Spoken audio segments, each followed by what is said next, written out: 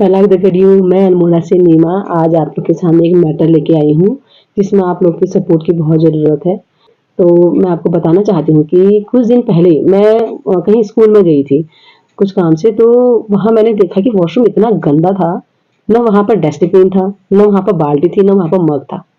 और वॉशरूम इतनी गंदी जगहों में बनाया गया है कि अगर छुट्टी के टाइम में कोई बच्चा उसके अंदर जाता है तो शायद किसी को पता भी नहीं चलेगा कि बच्चा उसके अंदर है। वो ताला लगा के चला जाएगा। सपोज करिए कि 1 महीने की छुट्टियाँ पड़ती हैं बीच में, अगर कोई बच्चा वहाँ गया है और ताला लगा दिया गया बाहर से, तो पता नहीं चलेगा कि उसके अंदर कोई बच्चा भी है। और ये केस एक बार हो भी चुका है, बहुत साल पहले की बात भी है कि एक बच्ची जो है वॉशरूम में बंद हो गई थी और छुट्टियाँ पड़ी थी, वो बच्ची वहाँ पर बाद में आप समझ सकते हो वो लड़की किस हालत में मिली हुई है। तो इसलिए मैं आप लोगों से कहना चाह रही हूँ कि वॉशरूम, अगर कोई टीचर मेरी बातें सुन रहे हैं तो प्लीज़ आप लोग अपने वॉशरूम ज़रूर चेक करवाइए स्वीपर के द्वारा स्कूल में। क्योंकि मैंने इस मैटर में मैम से भी बात की थी कि वहाँ पर डस्टबिन नहीं है और लड़कियों को फिजिकली कितनी प्रॉब्लम फेस करनी पड़ती है।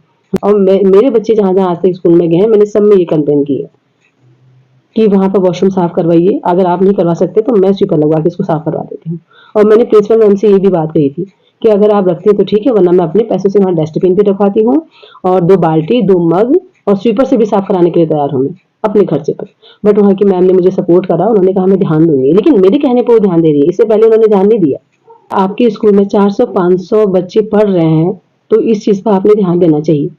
पहले तो सारे स्कूल में, सारे ऑफिस में ये प्रॉब्लम है, मैंने देखा है बहुत जगह, और ये प्रॉब्लम सबको फेस करनी पड़ती है। तो क्यों ना आप लोग इन चीज़ों को भी ध्यान दें। आज गवर्नमेंट सीसीटीवी कैमरा लगा रही है, स्कूलों में घड़ी लगा रही है, कितनी फैसिलिटीज़ कर रही है हमारी गवर्नमेंट। तो ये भी एक मेन पॉइंट है। और मैंने इतने स्कूलों में देखा है कि वॉशरूम जाने लायक ही नहीं है। वॉशरूम में तो आप दरवाजे में पैर भी नहीं रख सकते, अब इतना गंदा है, इतनी गंदी कंडीशन है वॉशरूम की। तो सोचिए आप हमारे बच्चे कितनी प्रॉब्लम फेस करते होंगे वॉशरूम के लिए। सबसे मैं रिक्वेस्ट करती हूँ कि इस चीज़ पे ध्यान दीजिए। अगर टीचर कोई मेरी बात सुन रहा है तो आप लोग अपने स्कूल पे भी इस मैटर पे भी ध्यान दीजिए। हमारा बच्चा स्कूल में पढ़ रहा है, तो इस बात पे ध्यान दीजिए कि वहाँ वॉशरूम सही है या कैसा है, फैसिलिटी है या नहीं है। हमारे बच्चे सुबह स्कूल चले जाते हैं, शाम को 4 बजे घर पहुँचते हैं। सोचिए पूरा दिन उनको स्कूल में टाइम स्पेंड करना पड़ता है और कभी-कभी बच्चों को, छोटे बच्चों को कितनी प्रॉब्लम होती है वॉशरूम के लिए।